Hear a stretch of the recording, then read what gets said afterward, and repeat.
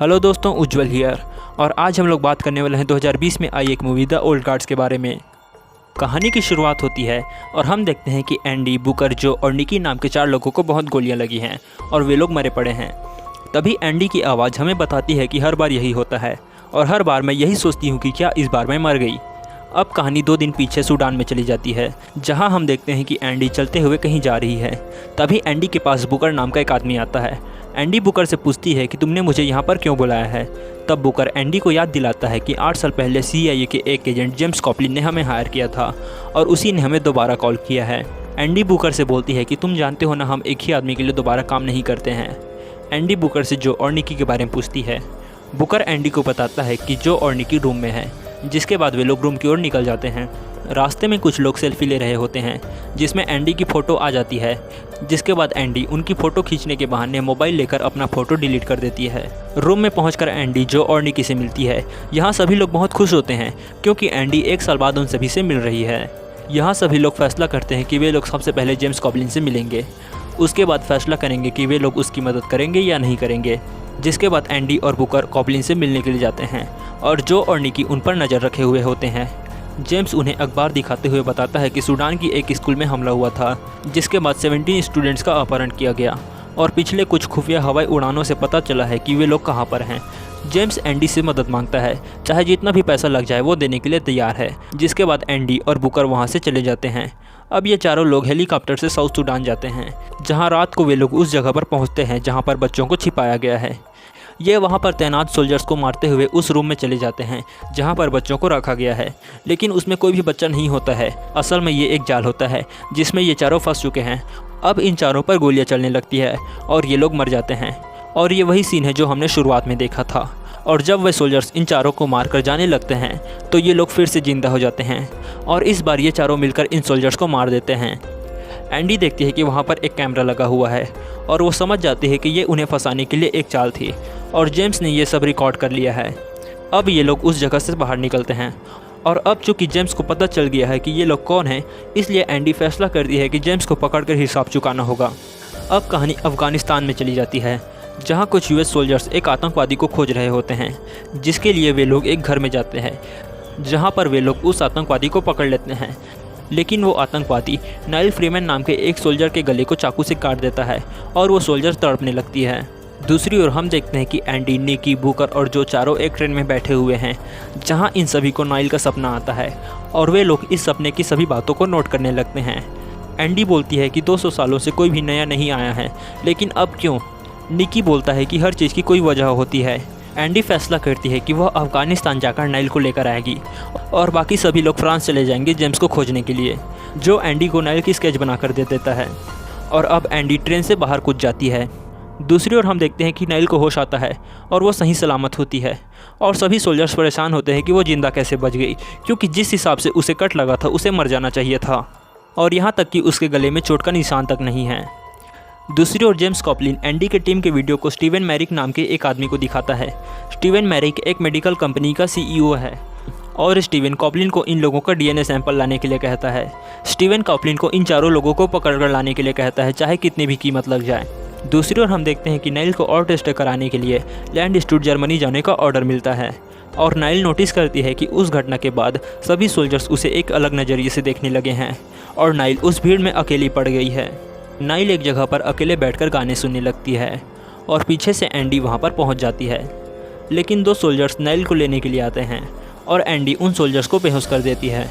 उसके बाद Andy Nile को बेहोश करके अपने साथ एक कार में बिठाकर ले जाने लगती है, लेकिन जब नाइल को होश आता है तब वो कार की डिक्की से कूदकर बाहर भागने लगती है और एंडी नाइल के सर पर गोली चला देती है, जिससे नाइल कुछ समय के लिए मर जाती है, लेकिन वो फिर से जिंदा हो जाती है। नाइल को कुछ भी समझ नहीं आता है कि ये सब क्या हो रहा है और जैसे ही एंडी नाइल के पास आती है, नाइल एंडी के सीने में चाकू मार देता है, लेकिन एंडी चाकू को निकाल कर बोलती है कि ऐसा दोबारा मत करना।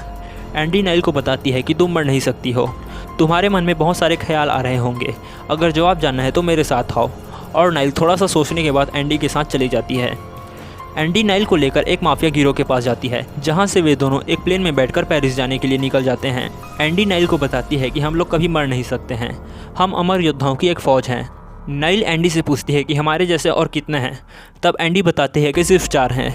नाइल कहती है इसीलिए तुम मुझे ले जा रहे हो, तुमने मुझे ड्रग्स दिया होगा और वो गोली जो तुमने मुझे मारी थी वो भी नकली होगी।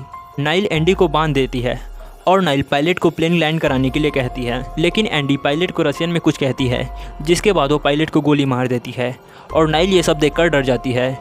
एंडी नाइल को खुद को खोलने के लिए कहती है और जैसे ही नाइल एंडी को खोलती है पायलट वापस बैठ जाता है। असल में एंडी ने पायलट को नाटक करने के लिए कहा था। और अब यहाँ पर एंडी और नाइल की एक ज़बरदस्त फाइट होती है, जिसमें एंडी नाइल के हाथ और पैर को तोड़ देती है। एंडी नाइल को दिखाती है कि उसके घाव कितनी जल्दी भर रहे हैं और अब नाइल समझ जाते हैं कि वो कुछ अलग है।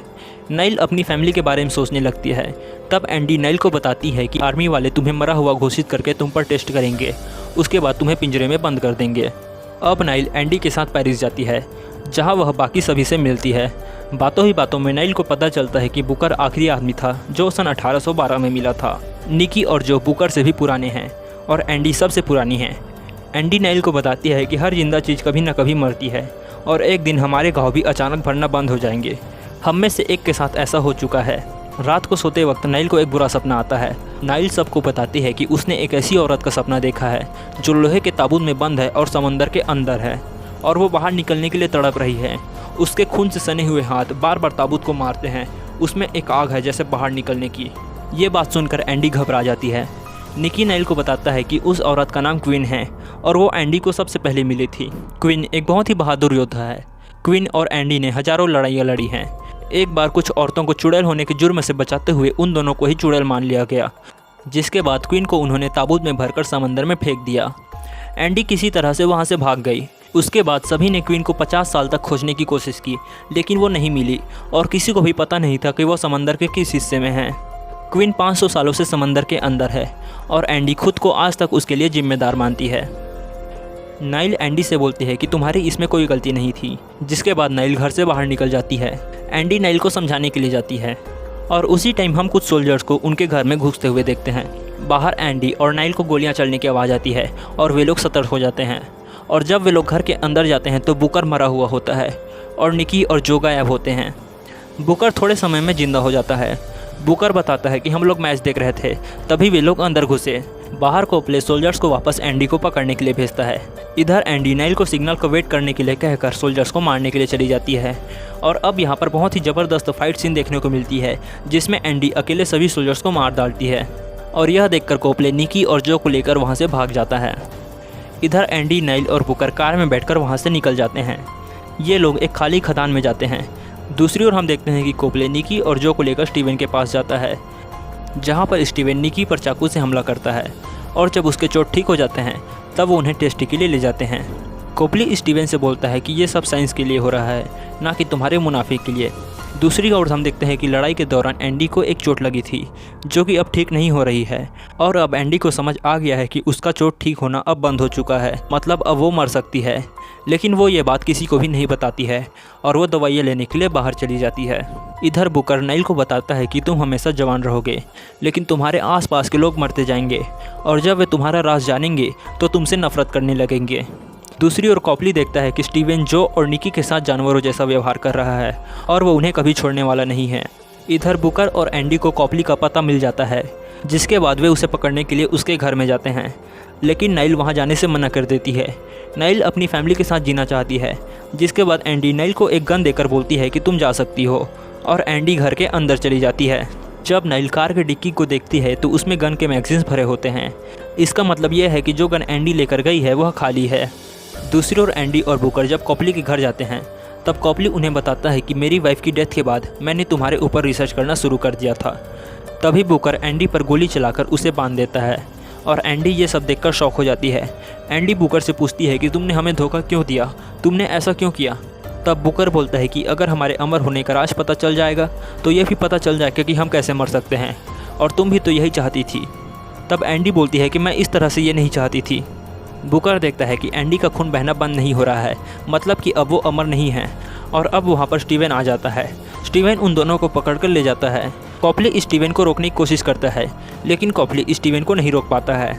थोड़े समय बाद नाइल कॉपली के पास जाती है। वो कॉपली से एंडी के बारे में पूछती है। कॉपली पूछता है कि तुम कौन हो। तब नाइल कॉपली को बताता है कि वो उनमें से एक है। कॉपली नाइल को बताता है कि बुकर और एंडी को वे लोग ले गए।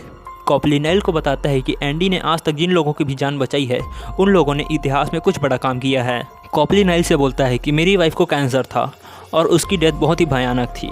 कॉपली बोलता है कि मेरी वाइफ की डेथ हो जाने के बाद मैंने इन लोगों पर रिसर्च करना शुरू किया और ये दुनिया के लिए एक वरदान हो सकता है। तब नाइल बोलती है कि ये वरदान उन लोगों का है, ना कि तुम्हारा। कॉपली बोलता है लेकिन अब वो अमर क्यों नहीं है। नाइल ये सुनकर शॉक्ड हो जाती है और अब कॉपली नाइल को लेकर स्टीवन के ऑफिस में जाता है। कॉपली नाइल को अपना कार्ड दे देता है जिससे कि नाइल को अंदर जाने में कोई परेशानी ना हो। और अब नाइल गार्ड्स को मारते हुए एंडी और टीम के पास पहुंच जाती है, जिसके बाद हमें यहाँ पर एक बहुत ही ज़बरदस्त फाइट सीन देखने को मिलती है जिसमें सभी लोग एंडी को कवर किए होते हैं क्योंकि एंडी अब अमर नहीं है। और लास्ट में नाइल स्टीवन को लेकर 15 माले की बिल्डिंग से कूद जाती है, जिसके बाद नाइल मर जाती है लेकिन वो फिर से ठीक हो जाती है। जिसके बाद सभी लोग वहाँ से कार में बैठकर निकल जाते हैं। बुकर को अपने किए पर पछतावा होता है और बुकर को 100 साल तक अकेले रहने की सज़ा सुनाई जाती है। जिसके बाद सभी लोग कॉपली के घर में इकट्ठा होते हैं और अब कॉपली इनके काम में सुराग मिटाने का मदद करेगा। कहानी के लास्ट में हमें 6 महीने बाद का एक सीन दिखाया जाता है। जब बुकर अपने घर में जाता है तब वहाँ पर क्वीन होती है और यहाँ पर ये कहानी समाप्त हो जाती है। तो अगर आपको यह कहानी पसंद आई हो तो प्लीज़ मेरे चैनल को सब्सक्राइब करके बेल आइकन को दबा दीजिए और मिलते हैं अगले वीडियो में।